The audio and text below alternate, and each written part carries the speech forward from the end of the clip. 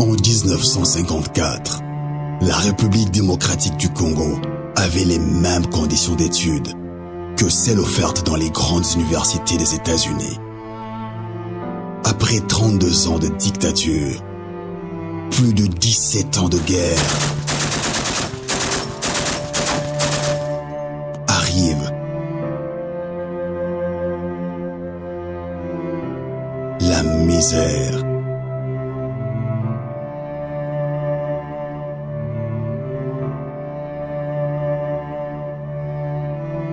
La corruption. L'homme congolais est arrivé au point où, devant l'argent, il n'existe plus. L'harcèlement sexuel. On dit que c'était autre chose, tout ça. Et c'est l'enseignement, bien sûr, mais l'enseignement n'exclut pas les sentiments. Au milieu de ce chaos général, il continue à espérer.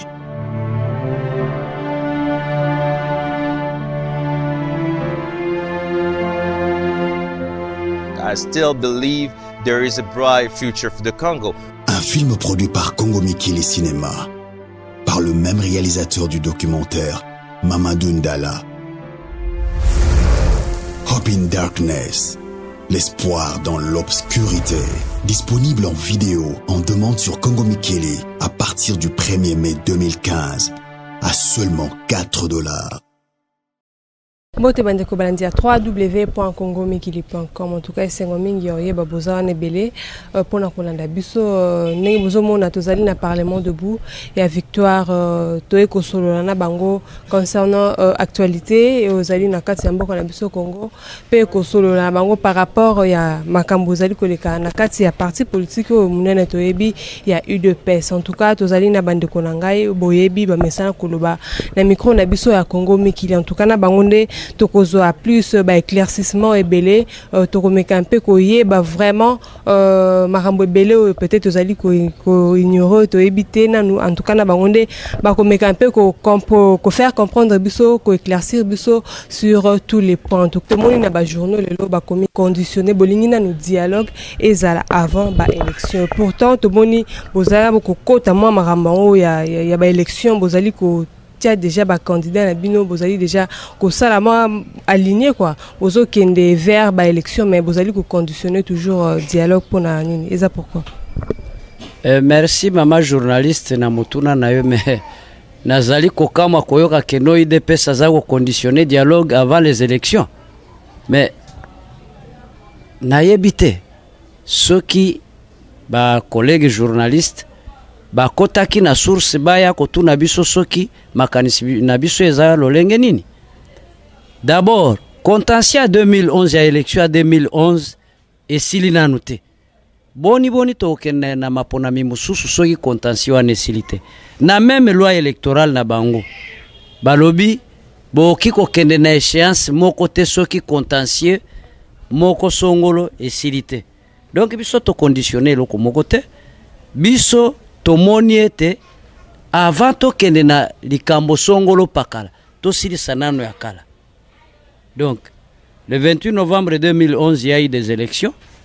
Mokonzi moko aponamaki oyo azali président na ngai ya parti Etienne Tshisekedi wa Mulumba aussi longtemps qu'il a retrouvé nano effectivité na ya pouvoir te moi tokende na élection mususu ezate et nazana esengo mingi komona keno Kabila na batu ne batamboli boeti babeti mbunzu na mir baye kofuka mepa na biso. Pour ton information le samedi oye uti koleka baye belé abatuluko aba jeep pona kosala exhibition mena mokanda ya Kabila lobi pe lisusu dimanche bazonga kina mokanda mususu nde tolingi toyeba contenu yango ezali nini mais likambo okamwa ba journaux lokola pe ba journaliste bozala ba chasseur ya information toyoki keno Kabila komi koluka yepe akota na masolo ya dialogue c'est que élection ya préconisaki et memeli ngambo donc tandaki mutambu o tobengi mutambu ekangi nzoku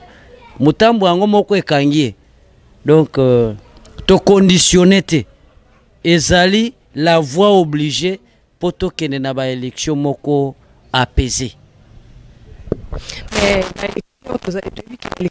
na 2016 en 2015 tozo approché tozo kokende vers ba élection bolobi qui bo conditionner dialogue te mais il y a pas longtemps Félix Tshisekedi aleka ki na moko ya etandoki na biso na Kinshasa balobi que bango bazali déjà ko tia ba candidature na bazo bongisa déjà ba poster pour na ba candidature ya provinciale ozali ko banda déjà na 2015 awa.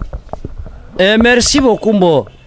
Ndeko Félix Tshilombo nayebi te peut-être akomi na parti ne mususu ami bomba te akomi na parti ne mususu ngai naza na kati ya IDPS nayebi te IDPS nano a levé option à kokende élection de manière officielle te peye azwi yango wapi et puis ba candidat yango azweli bango wapi azweli wapi parce que il faut payer $500 en raison de 500 bon ba candidat oyo azo présenter na élection azo kende azwi mbongo wapi oyo nyonso zoloba ezo engagé moko meza mawa mingi komona ete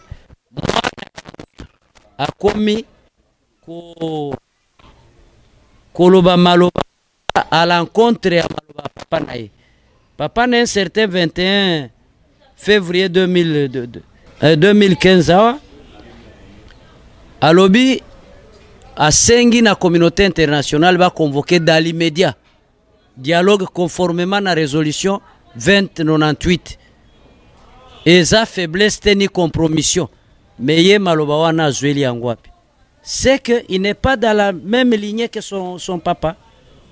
Ce qui n'a le qui n'est pas dans la même lignée que son papa, lui il est le fils à papa. Au lieu de président du parti ou bien président de la République, il y a benga kaye mon papa ou bien ma maman, fils à papa ou fils à maman.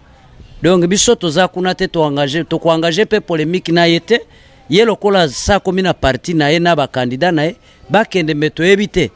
D'ailleurs na kotune malamu. Na ndimite que azana bososoli. Au moment où l'organisateur lui-même a joué Sanabatu, que non, il y a 27 contraintes, 105, 150 tâches. 150 tâches. Bon, est-ce que 27 contraintes ou ane longwe? 150 tâches ou ane longwe? Malumalu yango alongwe Satan komi mo Christ. D'ailleurs, il y a mokonano malumalu azawapi, l'organisateur. Mutuna na yo ngai ezo sekisa ngai. Kabila alinga sala concertation bis.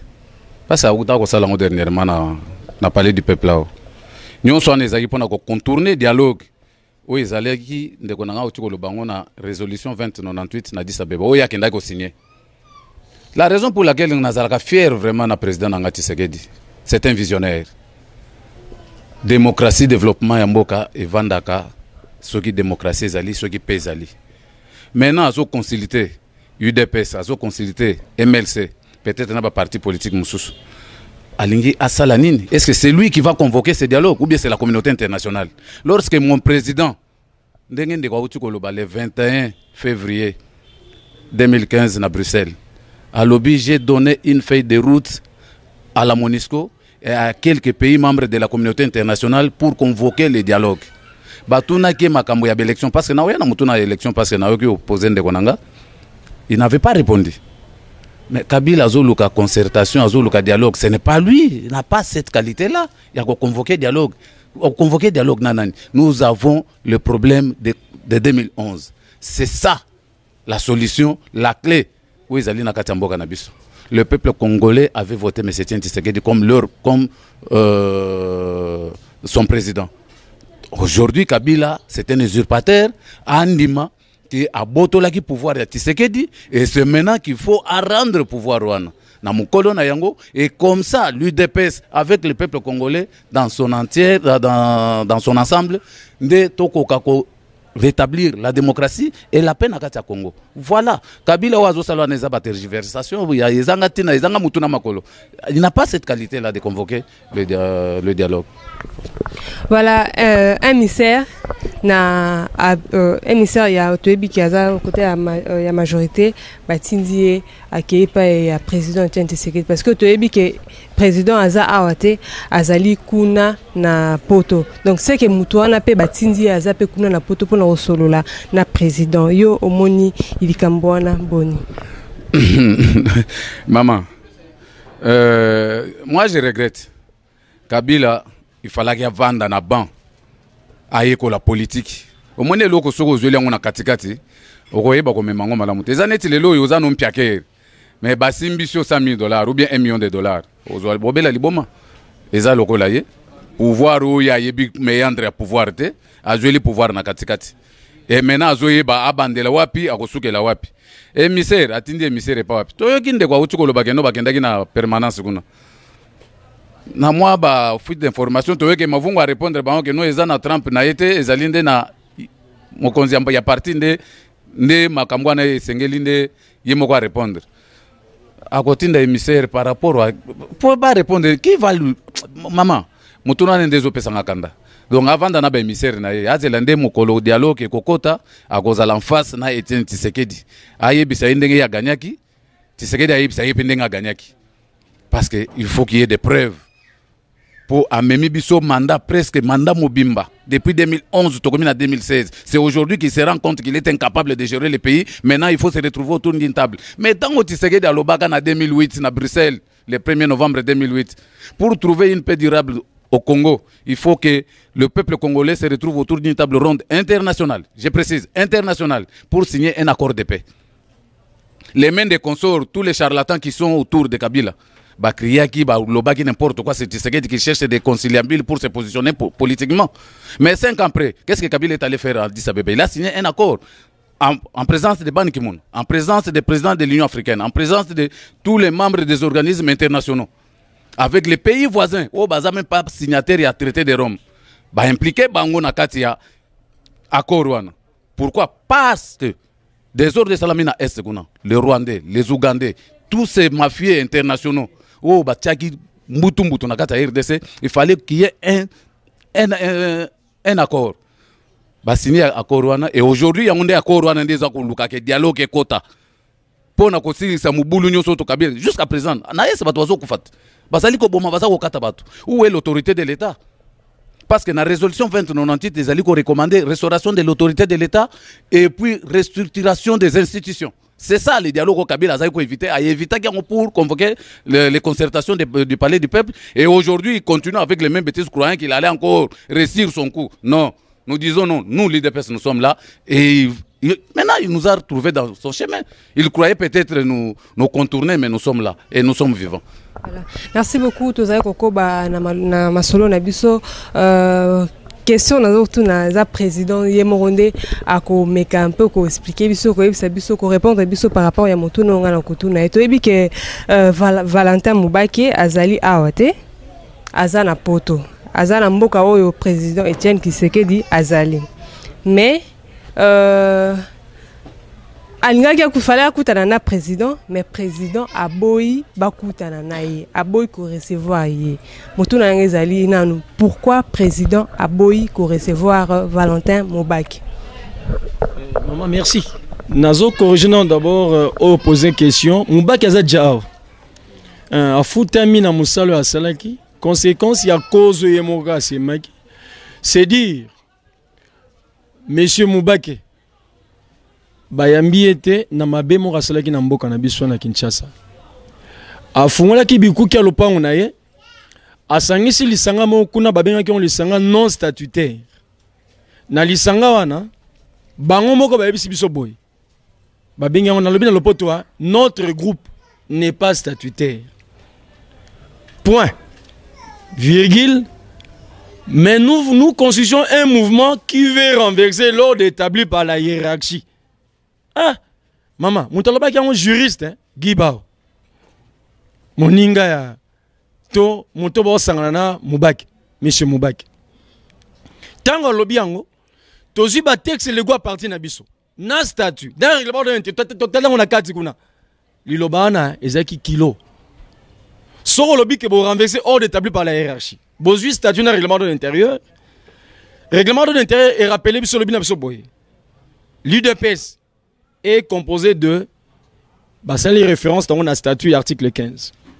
Aux 8 statuts, article 15 wana. Balobi wo l'UDPS est composé de double point organes nationaux na ba organes de base. Na kati ya ba organes nationaux, te trouver congrès qui est notre organe suprême. La présence du parti na convention démocratique. Bon, na kati ya na présence du parti, tomoni le président du parti, le secrétaire général, les secrétaires nationaux et chefs de département, na trésorier général. Na ba organe de base ne, tomoni fédération, section, na cellule. Bango balobi lisanga na bango eza po ba kwesa nyonso wana na président du parti, na congrès, na ba fédération, nyonso kwei. Bango ba extra. Extra statut, extra règlement de l'intérieur. Nani mokamilango, monsieur Moubaki. Yango tanga kei, président pa yambia bine Moubaki zonga non respecter signature nanga. Biloko nga na salara kuna. Monsieur Moubaki akia telengani po mama yungana apasa Kinshasa. Kala kuna apote. Ah yungana makazi. Biko kia okote zate. Porte cadenassée, chaînette, menotée aussi. Aluki ndenge nyonso. So même corruption tam se passer corruption mais asi mbite. Yango zongiawa azinga mokile lokwa mbwa zinga mokile na sima ko lepa zongi na ye. Eloko zate.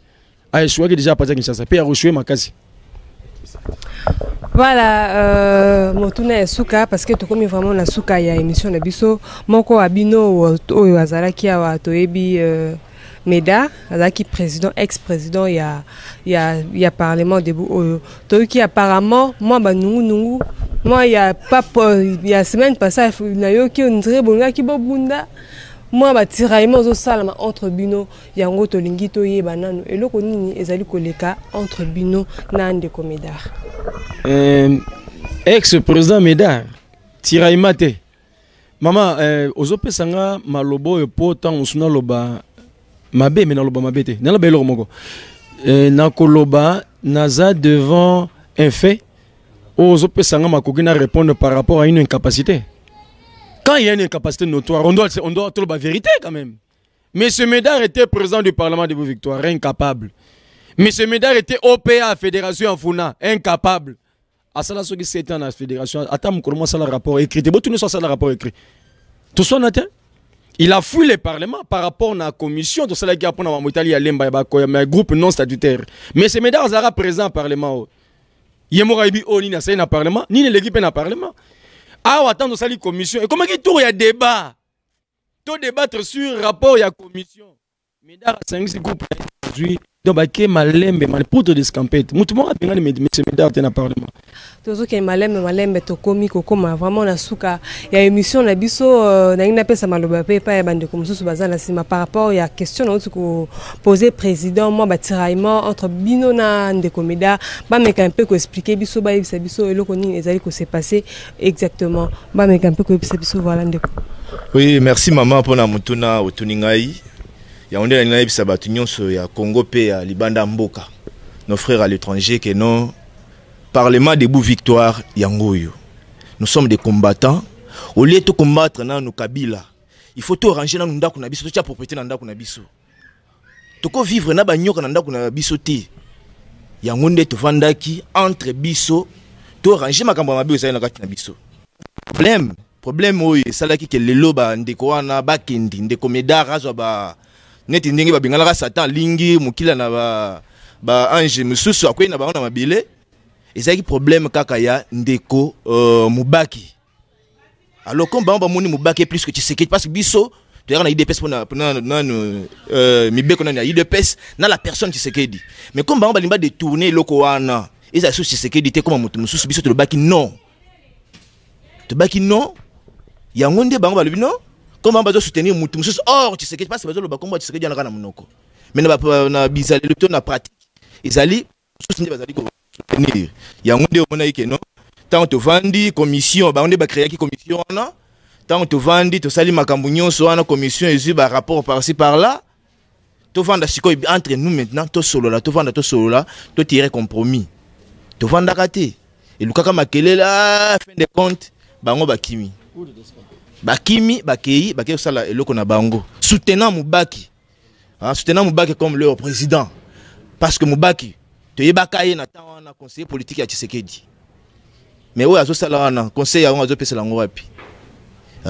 Et de deux, maman, na banzo tunaki déjà bandeko awa. akena poto aye kozonga un conseiller politique ya mutu hein président na quelque part aucun dossier audience un conseiller politique à mutu lelo passe ba kolite na ye o nyonso na ba médard pour les citer les noms hein na ba misuso bazakuna hein lelo baso le baké non ezali tu sais que du thé c'est la maman Martine de Mutaboy non toi c'est la maman na makambuti c'est l'épouse de notre président toi c'est les cas makambuti ceux qui makambuti za le kana lupango parce le cabinet du président za na kata lupango wana to kopesa raison wana lupango na ye mais na poto est-ce que maman Marthe azali protocole ya président toko sati poto eyebi awa pe to yebi parce que tant balingaka kendi to monaka ndi basala tourner moko boye bakende koloka par-ci par-là maloba songolo pakala basa ba va de sortie mais malheureusement bakepe poto ango bazongi zéro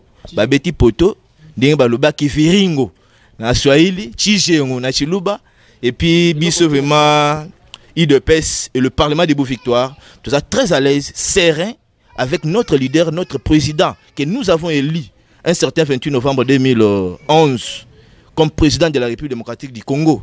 Il y a une position en attendant, retour triomphal. Maman, merci pour na bon, ils ont mal au bassoukate, puis ils appellent la libosoté boya na Parlement des Beaux-Victoires, ils vont à la paix. Donc je voulais dire ceci.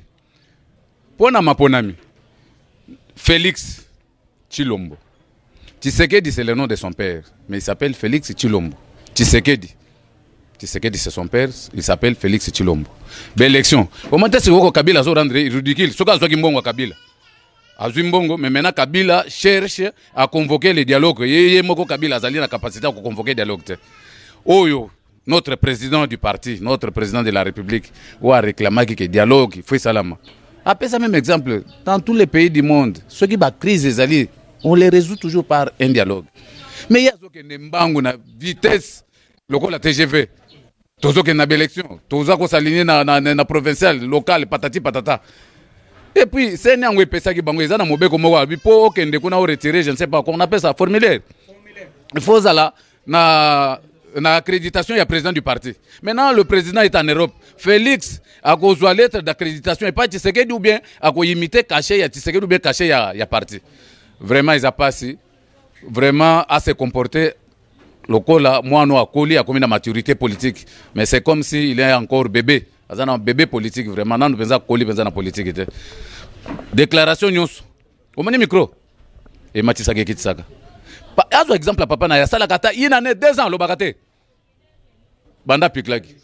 Mais ceux qui ont lobby, même après 20 ans, bah, il y a raison, il y a raison, les lois dialogue. 2008, aujourd'hui, on a 2015, dialogue. La fois passée, on a fait un exemple à la conférence nationale, dialogue intercongolais, il y a un accord partiel, il y a un accord global. Tout ça, c'est Tshisekedi. Donc, il faut aller à Koloba. Ceux qui ont été Kolobate. Avant Daniel. Merci. Comme journaliste, ngai nazana souci makasi. Comment na été ba cadre na biso na ba combattant mususu babungi nzela.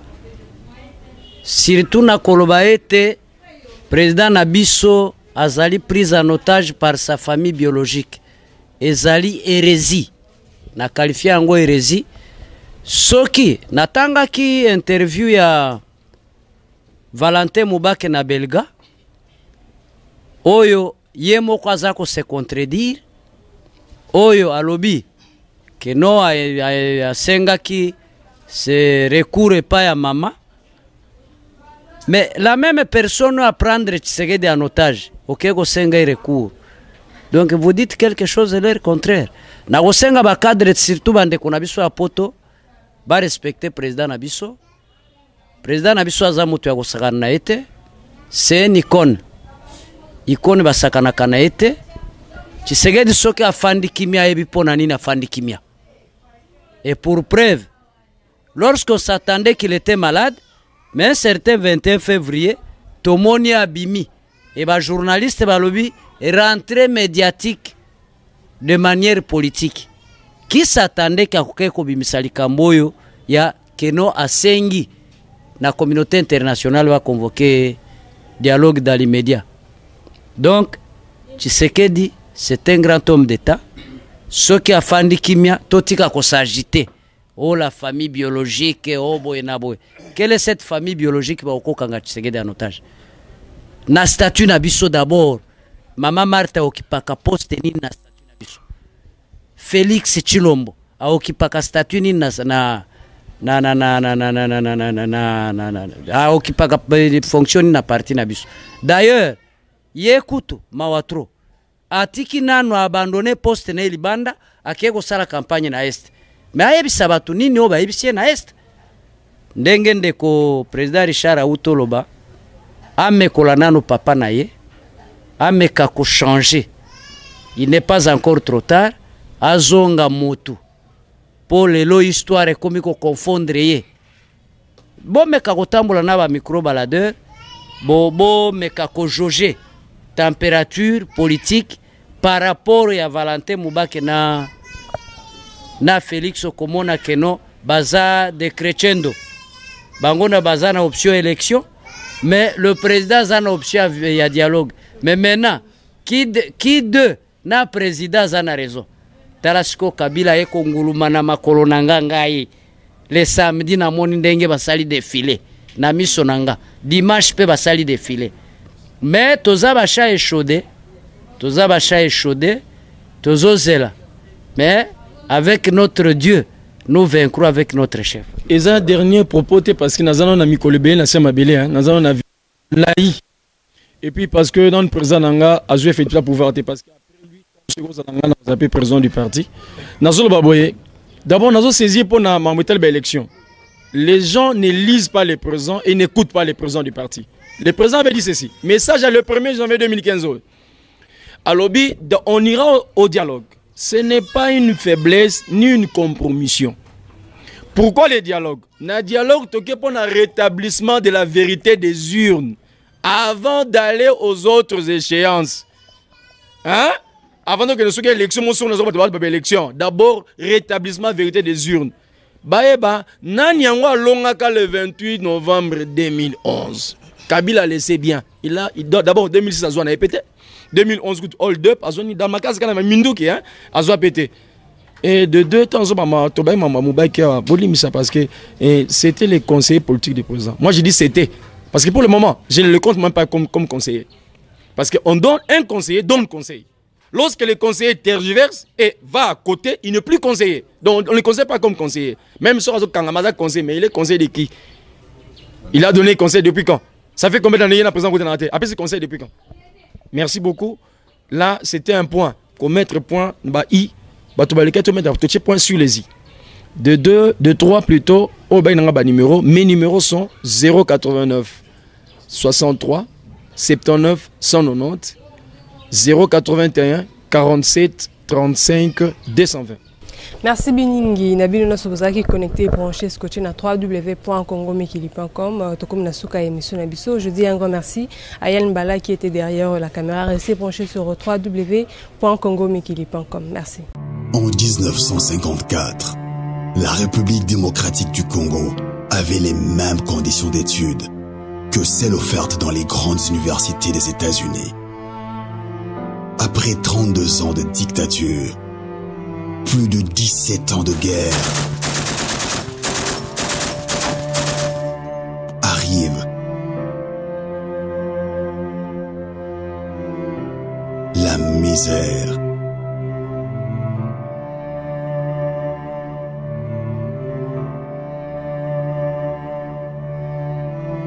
La corruption. L'homme congolais est arrivé au point où, devant l'argent, il n'existe plus. L'harcèlement sexuel. On dit que c'était autre chose, tout ça. Et c'est l'enseignement, bien sûr, mais l'enseignement n'exclut pas les sentiments. Au milieu de ce chaos général, il continue à espérer.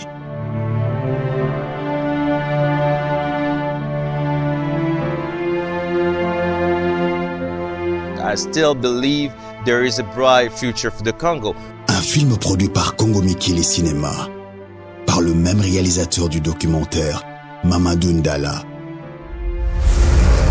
Hope in Darkness, L'espoir dans l'obscurité.